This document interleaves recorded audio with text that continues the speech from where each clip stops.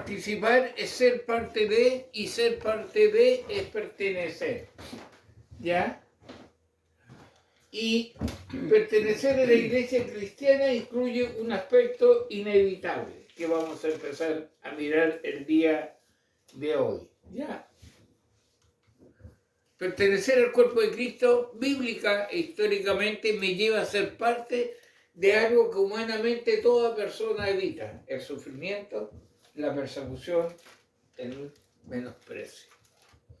La aflicción es una marca, una cualidad propia de la iglesia y el creyente verdadero. Siempre lo ha sido, lo es y lo será: ser afligido. ¿Ya? Hoy vamos a ver un salmo, hermano, vamos a regresar a lo que dejamos hace casi un año atrás, ¿ya?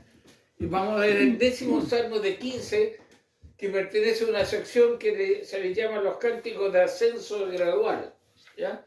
Vamos a ver hoy día el salmo 129, ¿ya? Y se llaman cantos de ascenso porque eran himnos que cantaban los miembros del pueblo de Israel cuando desde sus hogares subían a la ciudad de Jerusalén a adorar al Señor, ¿ya?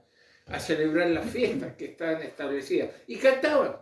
Y son 15 cánticos, se llaman los cánticos de su día, o los cánticos de ascenso gradual, tienen diferentes nombres, pero hoy día vamos a ir al Salmo 129. Entonces busquen su Biblia, el Salmo 129, es el que vamos a empezar a estudiar hoy día, ¿ya?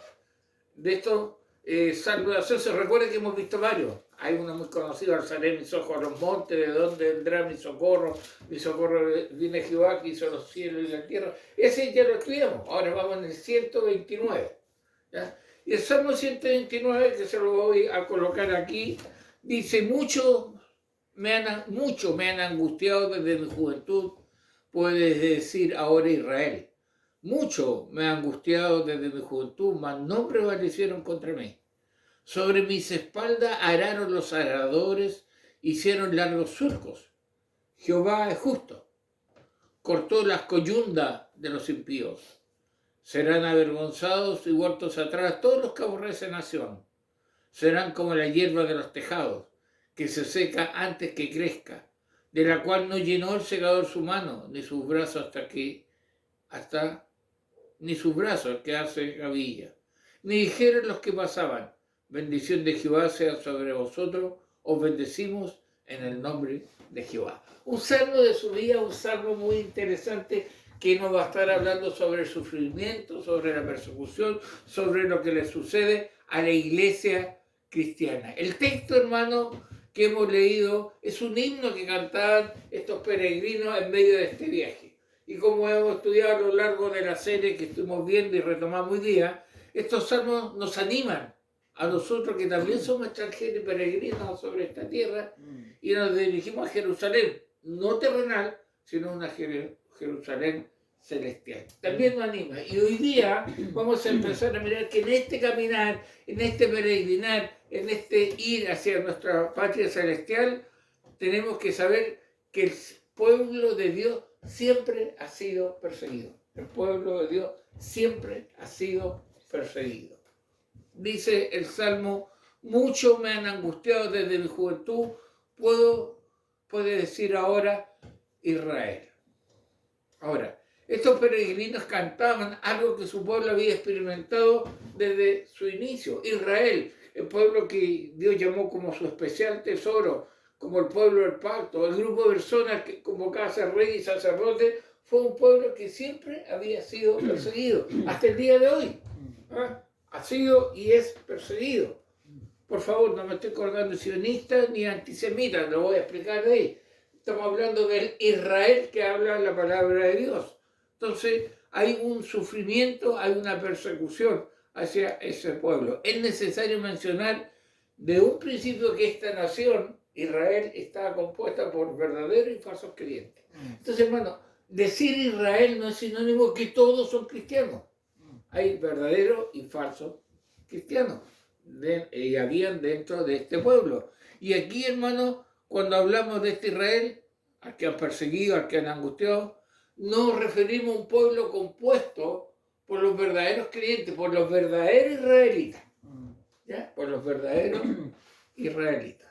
¿En qué nos basamos eso? Usted dirá, pastor, está diciendo entonces, no, todos los israelitas son salvos. No, no todos los israelitas son salvos, es como si dijera que todos los chilenos son salvos, o todos los evangélicos son salvos. No, no, no. Pero el salvo se refiere a los verdaderos.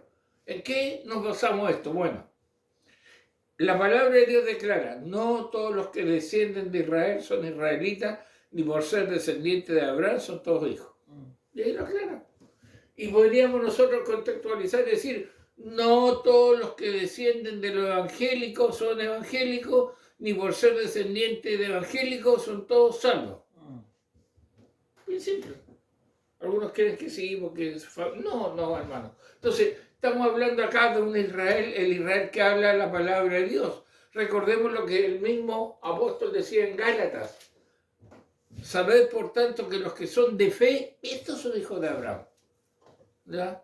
Entonces, cuando este salmo dice, muchos me han angustiado, puede decir ahora Israel, se está refiriendo al pueblo de Dios compuesto por todos sus creyentes verdaderos. Entonces, cuando está hablando aquí este salmo de un Israel, está hablando de los verdaderos hijos de Dios. ¿Ya? Hay una descendencia étnica, pero no está porque son israelitas, son salvos todos. ¿Ya? Eso tenemos que tenerlo claro. Entonces, como el Israel de Dios es aquel pueblo al que se añaden todos los que creen en Cristo, ya sea que hayan creído antes de su primera venida o después, usted y yo, si en verdad hemos creído en Jesús como Señor y Salvador de nuestras vidas, somos contados en este Israel de Dios, ese pueblo del que el Señor es uno solo. Somos el Israel de Dios. ¿Ya? Eso es algo muy importante tenerlo claro. No hay un pueblo israelita escogido y una iglesia escogida aparte. No. Es un solo pueblo y dentro de eso hay israelitas. Recordemos que nuestro Señor Jesús es la puerta de las ovejas. Y Él tiene un solo rebaño. Escucha bien, no dos rebaños. Hay solo uno. Y Él es la única forma de entrar. El pueblo de Dios es Israel final. Esa iglesia que habla en la Escritura es pueblo de Dios por causa de su Redentor, que es Cristo Jesús. Un solo pueblo, no dos. ¿Ya? Hay una equivocación muy grande pensar que Dios tiene la alternativa 1 de salvación, no le sirvió y su alternativa 2 apareció en la iglesia. No. Un solo pueblo siempre. Un solo pueblo. Y a ese que se está refiriendo este salmo en cuanto a la persecución. Entonces, este Israel, este pueblo del Señor, esta iglesia se identifica como un solo cuerpo. Dice, muchos me han angustiado desde mi juventud. El salmo. No dice muchos nos han angustiado. Es singular. Fíjate bien, si están mirando el salmo. Dice, no prevalecieron contra mí. No dice, no prevalecieron contra nosotros. Dice, sobre mis espaldas araron. No dice sobre nuestras espaldas. Siempre habla en singular, como refiriéndose a sí mismo como si fueran una sola persona, un solo pueblo. ¿Ya? Es un detalle que tenemos que ver. Ellos deben ser un pueblo tan unido, tan afiatado, o deben serlo, que cuando se les viera es como si hubiera una sola persona. Una de las cosas que el mundo debe identificar al pueblo de Dios es la unidad, no el ecumenismo. No estoy hablando de que nos sentamos todos o como yo le decía en una predicación que hablé, el predicador decía, bueno, usted gana a la persona para Dios, no importa dónde se congregue, no importa dónde vaya, la cosa es ganar como una perlita. No, hermano, cuidado. No lo puedo llamar a salvación y después dejarlo en cualquier lado. Tiene que ser en el pueblo que Dios ha escogido. ¿Ah? Y acá está hablando de unidad en amor, en doctrina, en pureza. ¿Ya? Eso es algo muy importante que tenemos que estar mirando. Entonces, entre ellos podemos decir, como si fuéramos uno solo, muchos me han angustiado. Me han angustiado mucho. Si tú miras, se repite. ¿Ya? Muchos me han angustiado desde mi juventud, puede decir ahora Israel. Muchos me han angustiado desde mi juventud, mas no prevalecieron contra mí. Se repite esa frase. ¿Por qué se repite? Porque quiere darle mayor sentido, repetido 2 veces.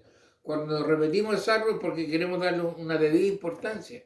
Y así desde su juventud, dice, En otras palabras, desde siempre. ¿Ya? No la juventud de los peregrinos, sino desde la juventud del pueblo. El pueblo de Dios siempre ha sido perseguido. Desde sus orígenes, que este pueblo de Dios, esta iglesia de Dios, ha sufrido la más aguda persecución. Pero queremos hacer una pregunta, hermano. ¿Dónde podemos identificar los inicios del pueblo de Dios?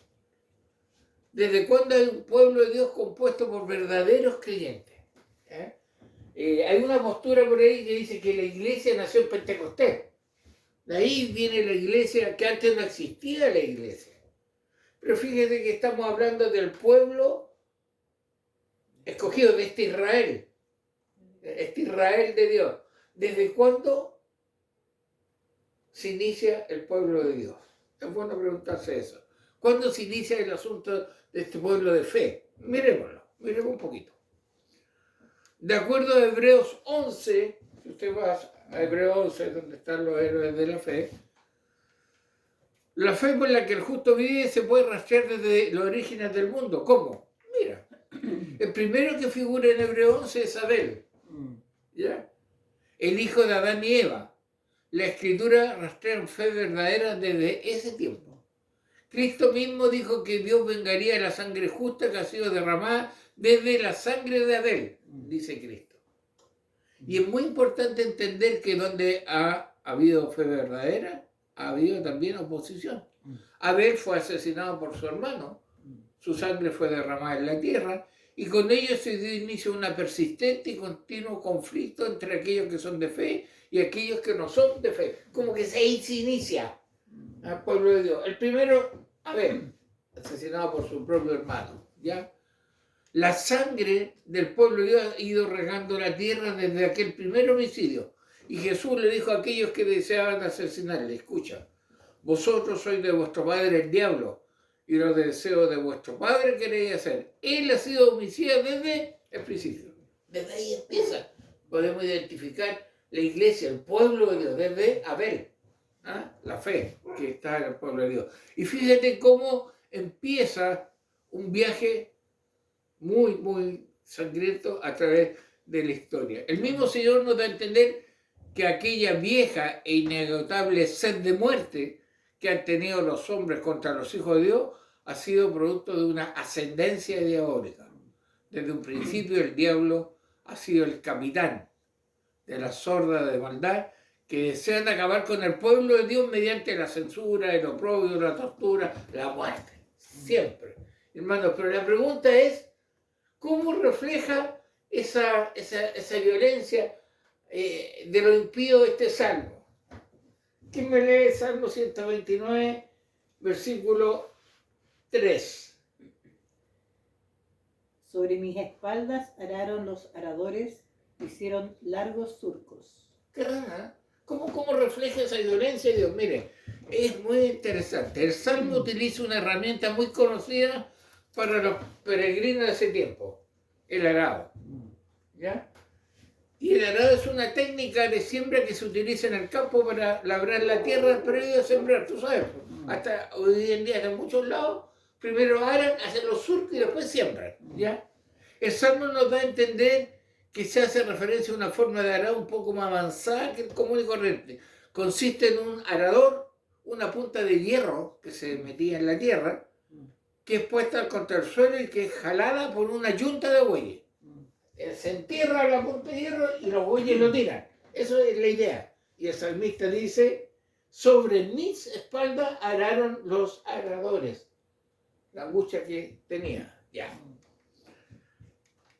Esta punta en el suelo permitía hacer surcos, hendiduras en la tierra para poder abonar y sembrar con más seguridad. La destreza del campesino era que la yunta de buey anduviera derecha para que el surco sea derecho. ¿Ya? ¿Vamos a entender el concepto? Entonces, hermano, para guiar a las bestias, en este caso, el campesino debía tirarle y mantenerlo derecho con unas coyundas o unas cuerdas, unas sogas muy firmes, con las que iba controlando la velocidad y dirección de los bueyes. Ahora, esta imagen, fíjese bien, el arado, el surco, el fierro metido, los bueyes, las coyundas, el hombre dirigiendo. Esta imagen tenemos que tenerla en mente cuando leemos lo que nos dice: sobre mis espaldas araron los aradores, hicieron largos surcos, Jehová es justo, cortó las coyundas de los impíos, versículo 4. ¿Cómo entenderlo? Bueno, Dios me permitió entender un poco más, ¿ya? Les quiero presentar a dos personajes. Uno se llama Chileno y el otro se llama Muchacho. Son dos bueyes que yo conocí en el sur, donde vive mi papá. Son de un cuñado de mi papá, Chileno y Muchacho. Si usted puede ver acá, el hermano que es dueño de esto, le colocó, ¿ya? ¿Cómo se llama eso? Yugo, ¿ya? Y las parte de coyunda aquí se da cuenta, amarrado todo, para que lo vieron, y con esto, con este palito se dirige, ¿ya? Ahora, en este caso tiran madera, todo, no sé si eran, no sé, no le pregunté si eran, pero la idea es esa, ya, unos bueyes dirigidos tirando un arado, ¿ya? Y para que digan, este es el montaje, ahí estoy yo, ¿ya? Ahí estoy yo, y los dirigí con ese, oiga, dos animales, casi una tonelada uno, dirigirla con este balito, hermano, es impresionante. Y yo, de broma, ¿y tienen marcha atrás? Claro que tienen marcha atrás, y se van por atrás, por favor. Entonces, impresionante. Cada animal, ¿usted sabe cuánto pesa? Ahora lo están vendiendo, si le interesan, 2.600.000 le salen los dos bueyes, ¿eh? Si ustedes los quieren. Ahora, aquí vamos, esto, la idea del predicador dice, estos animalitos que son guiados, en este caso por las coyundas, tienen un surco y están haciendo un surco en la tierra. Bueno, así a nosotros es la violencia que está sobre nosotros. Vamos a aclarar un poco esto. Vamos a ir completando los espacios para entender la idea de lo que nos habla sobre la persecución. ¿Ya? Vamos a ver. Primero, ¿quiénes son los aradores? Son los impíos. Son los que tienen en sus manos las coyundas, o las sogas, con las que dirigen la dirección de los bueyes que tiran de la picota que ara la tierra. Esos son los aradores, en este caso. ¿Ya?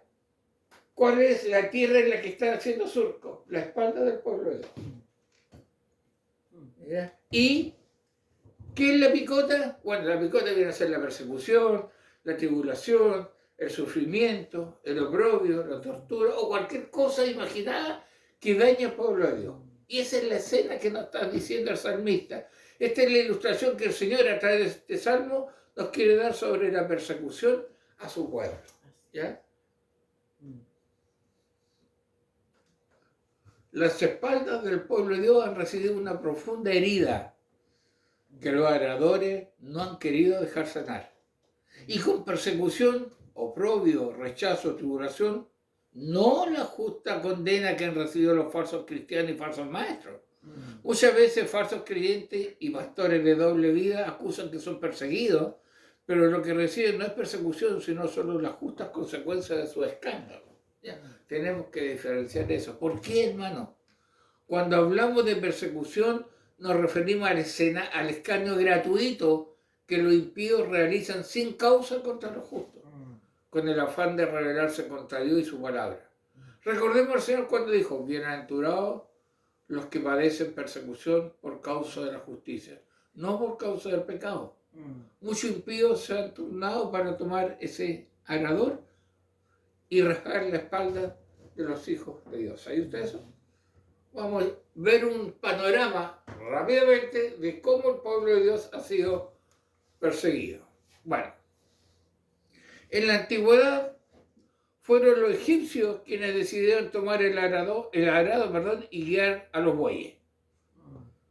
Cuán rajados fueron la espalda de José en la cárcel de Egipto.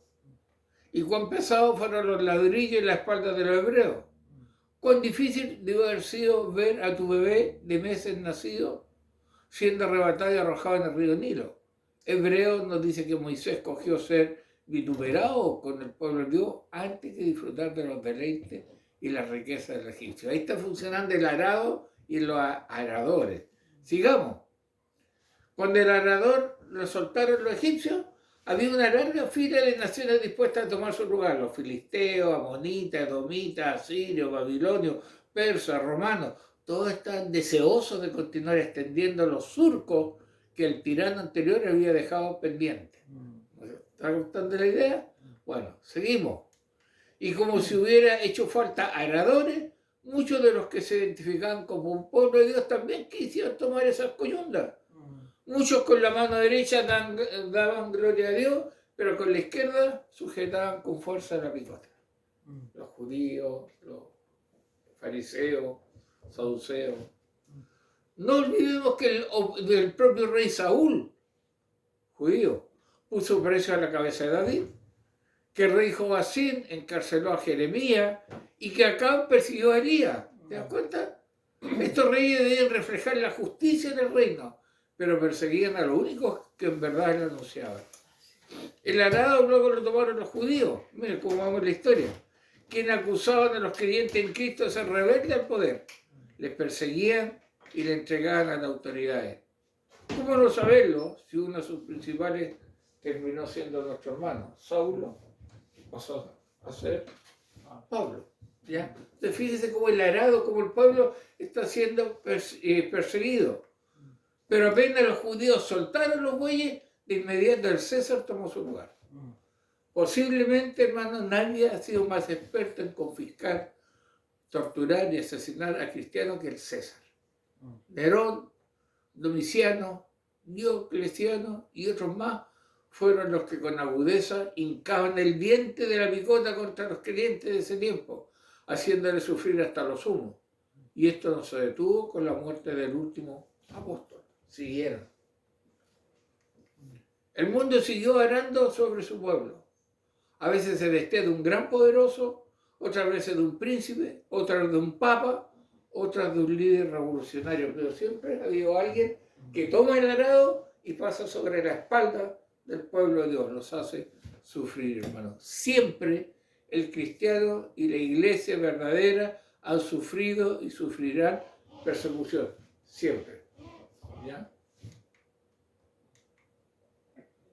¿Cuántas cabezas de cristianos rodaron en la guillotina francesa? Recordemos.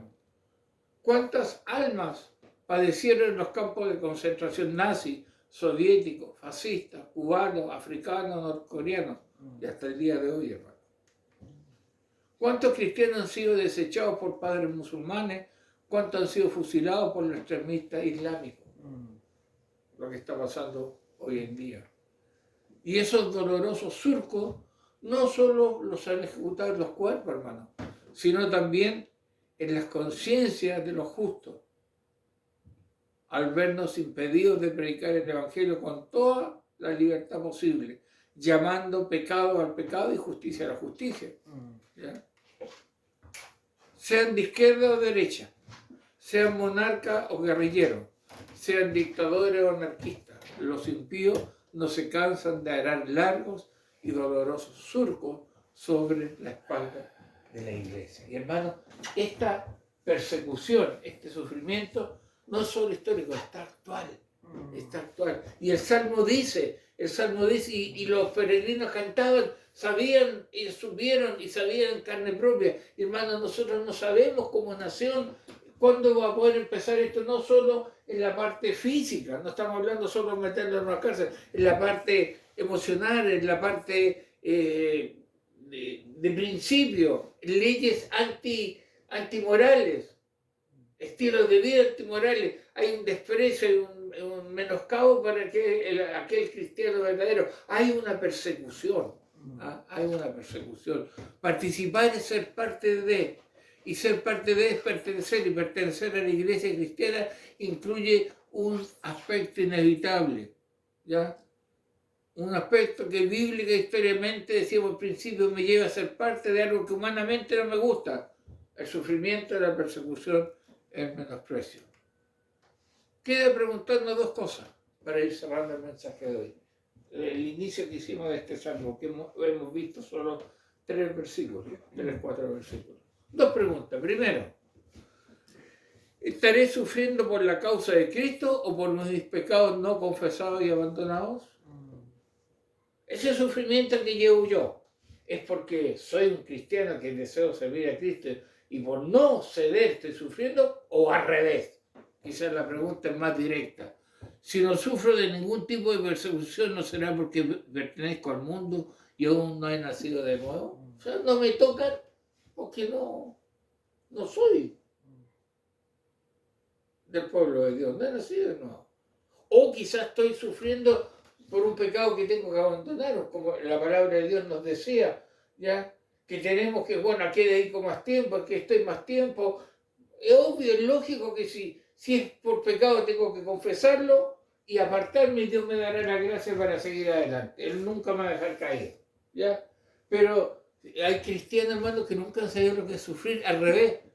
Tienen fans como cristianos, seguidores como cristianos, porque son livianos, ¿ya? Porque no tienen la cosmovisión bíblica, ¿ya? Entonces, hermano, ahora Dios no ha sido ni será indiferente a lo que su iglesia y sus hijos sufren o sufrirán. Por eso debemos seguir sumergiéndonos en este canto, que es ser parte de nuestro caminar. Pero hoy día empezamos viendo, siento ese surco sobre mi espalda, he sido menospreciado, perseguido por ser cristiano, eres bienaventurado. Si es porque no me he arrepentido, debo arrepentirme. Ya, porque se acuerda que veíamos el otro día en un tema que la misericordia incluye consecuencias también por el pecado. Yo puedo vivir mucho tiempo la misericordia de Dios, me va bien, pero tarde o temprano, si no me he arrepentido, y especialmente si soy hijo de Dios, voy a ser disciplinado, voy a tener consecuencias. Entonces el desafío queda. Tenemos que seguir cantando, tenemos que seguir caminando. Jehová es justo, cortó las coyundas de los impíos, lo vamos a ver con más detalle. Serán avergonzados, como Dios nos mete en esta condición. ¿No nos gusta sufrir? No.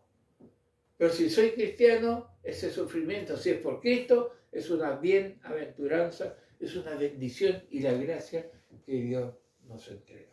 A lo mejor, hermanos, todavía no llega el tiempo. O a lo mejor quizás cuántos vamos a tener que dejar por Cristo. Oportunidades que perder por seguir siendo un buen cristiano. Ya de repente está la oportunidad de la vida, pero va contra los principios que Dios me ha entregado. Ofende en el nombre de Cristo. El Señor nos sea ayudando. Padre, gracias por tu palabra y gracias, Señor, porque empezamos a ver este cántico. Señor, si estamos sufriendo por tu causa, danos la gracia. Si estamos sufriendo por no arrepentirnos, danos también la gracia para arrepentirnos y volver los ojos a ti. Pero ayúdanos a continuar en este peregrinaje, porque vamos rumbo a la Jerusalén celestial. Bendice tu pueblo. Te lo pedimos en el nombre de Jesús. Amén.